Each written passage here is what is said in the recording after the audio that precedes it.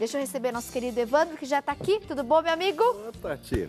Tudo Obrigada. bom? Caiu. Você caiu Evandro, aqui. já cheguei derrubando o microfone, Opa, Evandro.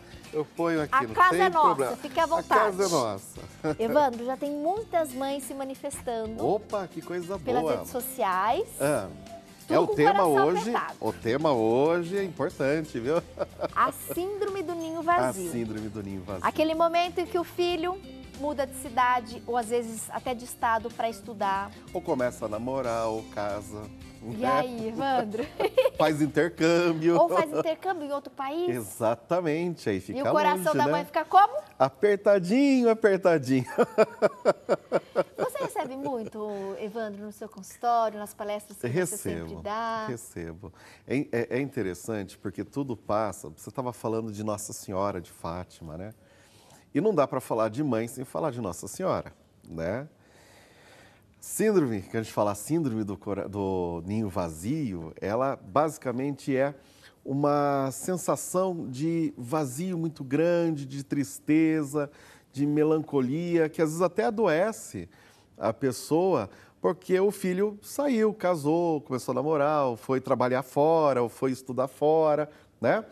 Então, a gente fala de uma relação humana onde parece que a casa ficou muito grande, parece que acabou tudo, né? E aí a gente também repensa um pouquinho sobre a minha vida, né? Sobre o porquê que isso está acontecendo comigo. Sabe aquela história, quando você coloca todas as fichas na mesma cesta e essa cesta se vai, não sobra nada? É um pouquinho disso que acontece. E aí, quais são as reações disso? Dá muita raiva, dá tristeza, a pessoa às vezes entra em depressão, às vezes ela adoece mesmo, né? Tem distúrbios aí diversos, coisa séria, né? A gente tem várias participações, várias mães se manifestando. Eu queria ler algumas mensagens, Evandro. Sim. Por exemplo, né, a Virgínia de Natal, Olha. Rio Grande do Norte, está aqui participando conosco. Tati, casei a mais velha e com 6 meses casou o outro. Eu fiquei sozinha, ainda mais separada do pai deles. Nunca me senti solitária. Eu faço muitos trabalhos manuais, trabalhos voluntários. Graças a Deus eu nunca senti isso, né, esse aperto. Eu fico feliz pelos meus filhos. Cada um casado, agora com as suas famílias, com pessoas que gostam e que escolheram. Um beijo para você, viu, Virgínia? Você vê aqui que a Virgínia conseguiu lidar muito bem com a situação, casando os 2 filhos, né? E próximos, com uma diferença de 6 meses de um para o outro. Então, quer dizer, os 2 filhos foram embora, né? Com um pouco tempo, uma diferença de 6 meses. Mas a Virgínia, ela dá uma dica muito interessante. Primeiro que ela parece que criou muito bem os filhos para a vida, né? Por que às vezes acontece essa questão que a gente fala da síndrome do ninho vazio? Porque às vezes a gente cria os filhos para a gente. Ou a gente espera que os filhos deem algo para a gente que às vezes está muito acima do que eles podem dar, né? A gente fala assim, poxa vida, eu quero que quando meu filho se case, ele me leve junto para morar com ele. Às vezes não é possível, né? Por exemplo, a gente tem aqui o perfil Ovelhas Elegantes, né? A nossa telespectadora se manifestou. Tati, quando os filhos adquirem independência e batem as asas, vão viver sua vida, nós mães sofremos muito. Como dói. E aí ela reforçou, né? Nossa, como dói. A gente tem aqui a Ateliê Milila Artes também participando e se manifestando. Tati, os meus ainda estão pequenos, mas sei que vou sofrer muito, pois sou muito parecida com a minha mãe, sou muito apegada aos meus filhos. E eu lembro de quando casei, eu chorava com a falta dela e ela também chorava com a minha falta. Sim. Foi muito difícil, mas hoje, com quase 10 anos, eu fico passando com os meus. E é interessante mesmo, é que ela consegue admitir, né, esse sofrimento que teve quando saiu por parte dela e da mãe. E agora ela também já tem essa expectativa que quando os filhos saírem, também ela vai sentir bastante. Tem como evitar isso? Você já percebeu? Evandro? Tem. Você já percebeu que a vida é um eterno dizer adeus, o eterno separar? Quando a gente nasce, quando nós somos concebidos, vamos lá, quando nós somos concebidos, Deus dá o dom da vida, nós somos concebidos. A própria natureza nos expulsa do corpo de nossa mãe com 9 meses. Mas é um ambiente bom, tá quentinho, tá seguro, tem alimentação, tem tudo de melhor. Mas a própria natureza se encarrega de expulsar a gente do corpo da nossa mãe e corta um elo de vida importantíssimo que é o cordão umbilical. Imagina, Tati, se a mulher dissesse assim, não, eu vou ter uma gestação de 11 meses. É impossível.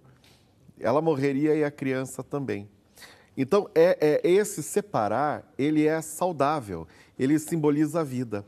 Cortar o elo de vida parece que vai gerar morte, mas gera mais vida, porque ele causa a independência daquele nenezinho. Nos primeiros meses, a relação mãe-filho é muito simbiótica. A criança, inclusive, parece que pertence àquele corpo. Porque ela fica muito dependente da mãe, né? 100% dependente. 100%, encontra calor, encontra carinho, encontra alimento, encontra segurança, né? E a vida, mais uma vez, vai distanciando, porque depois do leite materno, começa lá suquinho, sopinha, raspinha de fruta, e a gente vai se separando, porque daí a gente vai para a escolinha, da escolinha a gente vai para a escola, da escola a gente vai para o cursinho, para a faculdade, e assim vai. A vida é um eterno separar, até que há a separação maior, que é quando alguém morre, né? E volta para a Terra e vai para Deus, e nós continuamos a nossa jornada. Geralmente as mães vão antes, né? Os pais vão antes, mas há casos que os filhos também acabam morrendo antes. Que os pais têm que enterrar os filhos. Exatamente. É muito triste, mas é uma realidade. Então, a vida é um eterno separar. E nós devemos estar preparados para cada uma dessas etapas. Fazendo o quê? Primeiro, tomando consciência. E, Tati, você já percebeu que muitos casais dizem assim, a gente tem um filho, aí vem eu, depois vem meu filho, depois vem meu marido. Está errado. Está errado porque se o teu cônjuge não vier antes dos filhos, o filho vai embora e você vai ficar com o marido. Muitas separações acontecem justamente nessa questão da síndrome do ninho vazio. Por quê? Porque antes vivia-se para os filhos. Então era escola, faculdade, isso, aquilo, formou. Agora, sei lá, o filho de repente montou um consultório, vai, trabalha e paga e tal. De repente o filho casa, forma nova família, ou vai embora, ou vai estudar fora. Aí ficou você e teu cônjuge. E fica aquela lacuna imensa formada ao longo dos anos, porque você colocou teu filho na frente. Eu costumo dizer, a mão representa a família. Então, primeiro vem Deus, depois vem eu, depois vem o meu cônjuge, depois vem meus filhos, depois qualquer outra coisa, trabalho e tal. Quando a mão está assim, ela se relaciona bem. Eu faço tudo. Se eu inverto a ordem das coisas, a mão fica aleijada e fica muito difícil fazer as coisas com uma mão toda enroscada. Então, o natural da vida é a gente não só se preparar para o distanciamento, mas nós nos fortalecermos em quem nós somos. A gente, às vezes, tem uma relação de posse com os nossos filhos. É meu filho, é minha casa, é minha família. E nós nos esquecemos que antes de ser meu, é de Deus, é da vida, né? E eu sou também, eu faço parte de um grupo, mas eu não sou o dono do grupo. Eu não posso forçar. Amizade, não existe amizade forçada. Você vai ser minha amiga de qualquer jeito. Não. Existe a empatia, existe... Uma relação construída. Uma relação construída e que é gostosa. A família é igual. A família, ela é uma instituição criada por Deus. E então ela é saudável. Nós temos até uma tela. Podemos colocar no ar, diretora? Nossa produção pontuou ali, gente, os sinais, né? Os sintomas. Eu queria muito que as mães agora observassem, né? Esses pontos. A síndrome do ninho vazio, os sintomas, a questão da depressão, distúrbios do sono, melancolia, a raiva, que você até já adiantou um pouquinho, né, Evandro? Então, distúrbios alimentares. Quando o filho sai ou está naquele processo de saída, você vai começar a sentir esses sintomas. Olha que interessante. Tem que ficar atento. Há uma relação muito tênue entre a bulimia. O que é bulimia? Aquela pessoa que come, faz orgias alimentares, depois ela vomita e toma laxante, faz um monte de coisa. Com a necessidade do autorreconhecimento. E a anorexia tem um lado também que é muito ligado à culpa. Então, meu corpo, meu sistema se recusa a receber alimento devido à culpa de alguma coisa. Então, quando a gente fala da síndrome do ninho vazio, às vezes, poxa, que culpa eu tenho porque meu filho me abandonou, meu filho foi embora. Às vezes a pessoa tem uma relação tão extremada com isso, ela não vê que houve um avanço, um progresso. Meu filho está indo para a faculdade, meu filho encontrou o amor da vida dele, o amor da vida dela. Minha filha formou uma nova família, minha filha está indo em busca de um trabalho melhor. Então, você sempre pensa na questão pior. Está me deixando, está me abandonando. E quando você se vê muito autossuficiente, né, no sentido de assim, eu que mando, a casa é minha. Então, é uma relação muito delicada. E aí gera, assim, depressão, né? A depressão... Mesmo problemas fisiológicos, né? Como a gente Exato. Distúrbios do sono. Do sono, distúrbio É alimentar. muito comum a pessoa relatar nos consultórios, fala assim, olha, eu não durmo de jeito nenhum. Eu fico à noite pensando, teorizando, será que comeu, será que vestiu, será que fez isso? Preocupações de mãe, né? Preocupações de mães, mas é algo que, assim, vai além. Transborda, vai além. O problema não é preocupação de mãe. Mãe sempre vai ser preocupada. Mãe sempre vai perguntar se levou agasalho.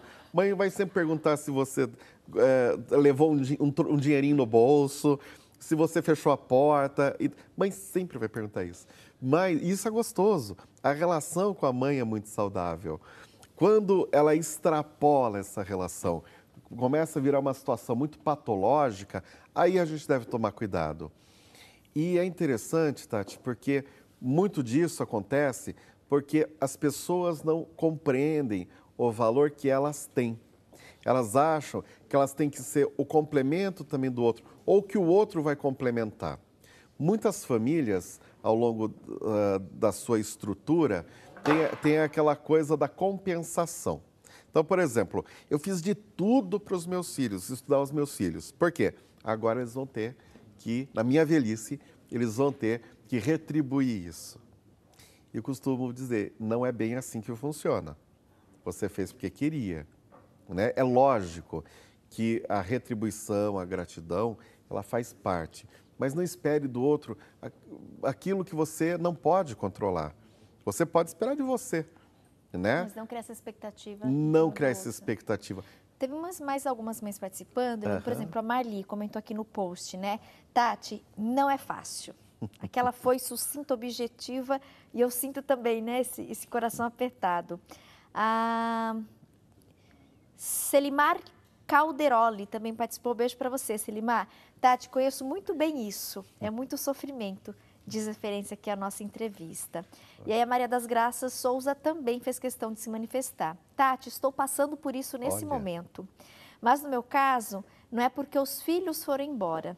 Eu casei, né, 2 vezes, não tive filhos. Meus pais já faleceram e eu voltei para morar com meu irmão mais novo. E hoje só mora eu e ele. Voltou para morar com o irmão. Que interessante. Não teve filhos, mas acontece muito também essa relação, né? Às vezes invertida, ou não necessariamente com os pais, né? Mas com um tio, com uma madrinha, com o irmão mais velho, exatamente. ou com o irmão mais novo. Ou com o irmão mais novo. Porque você, na verdade, é igual assim, o que é pai, o que é mãe? É aquele que exerce o ofício de pai e de mãe. Então, não necessariamente precisa ter um vínculo biológico. Então, no caso, por exemplo, ela provavelmente elegeu o irmão mais novo como, né, entre aspas, o filho dela, né? Então, ela cuida, ela se dedica. Então, assim, ela teve 2 relacionamentos, passou por várias coisas na vida, os pais já faleceram. Então, ela tem uma relação afetiva muito forte com o irmão. Então, provavelmente, ela deve se preocupar muito. Será que ele está bem? Será que não está? Embora saiba, né? Poxa, já é adulto, já trabalha, já é dono do nariz, mas é algo que transcende um pouco. A Anne também participou. Tati, que linda explicação do psicólogo. Eu tenho um rapazinho de 14 anos e uma mocinha de 10 anos. Penso que vou sentir muita falta da bagunça e do barulho que eles fazem diariamente. Com certeza. Mas é um sentir falta de coisa boa, você percebe? A questão da síndrome do ninho vazio, você sente falta de uma forma patológica, uma forma doentia, porque o sentimento de posse é muito grande. Tem que encontrar esse equilíbrio, Tem que encontrar o Porque você equilíbrio. sentir saudades, é o que você falou. Ter aquela preocupação, isso é normal, isso é natural. Completamente. Né? Da mãe, dos pais, né? Não só da mãe, mas do Exato. pai também. O problema é quando isso acaba se tornando algo patológico e acaba oferecendo problemas mesmo, pensando na saúde física. Então, sintomas fisiológicos, falta de sono, essa questão dos distúrbios alimentares e também psicológico. Então, casos de depressão, crises de pânico. Então, por isso que a gente está conversando sobre isso, Exato. né, Evandro? Para você fazer essa avaliação. Não, Tati, realmente eu sinto, é dolorido, é sofrido, mas eu não tenho nenhum desses sintomas que vocês comentaram. Ou não. Ih, Tati, peraí, o que vocês comentaram aí, realmente, meu filho está saindo de casa ou saiu há pouco tempo, não durmo mais, não consigo me alimentar direito, tenho ficado muito deprimida, aí você tem que ter um olhar mais atento. E tem que procurar ajuda, porque senão você adoece, você fica com muita mágoa. Porque o que acontece? Você percebe que nessas relações a pessoa tem muita mágoa, ela fala assim, puxa, eu fui abandonada, meu filho foi estudar em outra cidade, ele me liga uma vez por semana. Né? Minha filha foi trabalhar em outro lugar, meu Deus, eu fiz tanto por ela e o que ela faz por mim? E você cria ali uma ruptura, uma mágoa, você acaba adoecendo. Eu costumo dizer que mágoa é uma água envenenada que você bebe pouquinho toda vez. Então você vai envenenando o teu sistema, vai envenenando a tua vida. E o desprendimento, Tati, ele é muito importante. Nossa Senhora, por exemplo, sabia, ela foi mãe de Jesus, mas ela sabia que ela ia ter que ter um desprendimento do filho dela de uma forma terrível. Mas mesmo assim, ela topou. Ah, mas ela é bendita entre todas as mulheres. Mas ela era mulher e ela é mãe, né? Mãe é mãe, né? Mãe é mãe. E veja como ela tratou isso, né? Ela sabia, ela passou pela dor, ela tratou, mas ela era uma mulher com o coração disponível, né? Mas é interessante a gente observar, Evandro, como é preciso essa questão da maturidade emocional. Isso. E às vezes as pessoas não conseguem lidar com as suas emoções. Exatamente. E aí que acontecem essas crises de pânico, né? Esse início de um processo depressivo. Porque a mãe fica tão angustiada, muito. Né? E é como se fosse um luto mesmo. Mas é um luto mal resolvido, porque o luto, você passa, você nega, tem depressão, mas resolve. Esse é um luto mal resolvido, porque é o luto de uma pessoa viva. Puxa, aconteceu, fez aquilo, olha o tamanho da casa, o quarto dele tão bonito, tão lindo, tal. Você se recusa a admitir que a pessoa cresceu, que ela tem o direito de exercer a sua vida, as coisas, os planos, né, que ela tem. Pai e mãe devem servir como um porto seguro sempre. Olha, se meu pai tivesse aqui comigo, o que ele faria? Minha mãe, o que ela me aconselharia? Por quê? Porque você criou uma raiz sólida, forte, aonde a referência é muito legal. Agora, se é uma confusão, nossa, toda vez que eu vou na minha casa, minha mãe chora, minha mãe esperneia, eu volto mal de lá. Puxa, qual é a referência que você tem daquele lar? Cada vez eu quero ir menos. Por mais que eu ame, por mais que eu goste, por mais que eu respeite, todas as vezes que eu vou para lá, minha mãe joga na minha cara. Olha, seu quarto está aqui, sua cama está aqui, eu cuido bem de você. Aí, para evitar essa situação, ele acaba se distanciando. Se distanciando a cada vez mais. Então, isso é um dos grandes problemas dessa questão da síndrome do ninho vazio. Evandro, vamos no próximo bloco falar um pouquinho de sogra? Vamos, opa! Ih, será que eu vou arranjar confusão com a minha? Espero que não. Ó. Boa, diretora. A diretora está monitorando as redes sociais e vi uma participação no Facebook de uma sogra participando. Olha. Acho justo dar espaço para a sogra falar aqui. Vamos deixar a sogra falar. Perguntando como é que a nora tem que se manifestar. Olha. Vamos conversar com o psicólogo? Já. Vou falar como nora. A gente tem mães aqui falando como sogra. E daqui a pouquinho a gente continua essa reflexão para falar sobre a síndrome do ninho vazio. Que você possa participar conosco e opinar. As opiniões são sempre muito bem-vindas. Até já.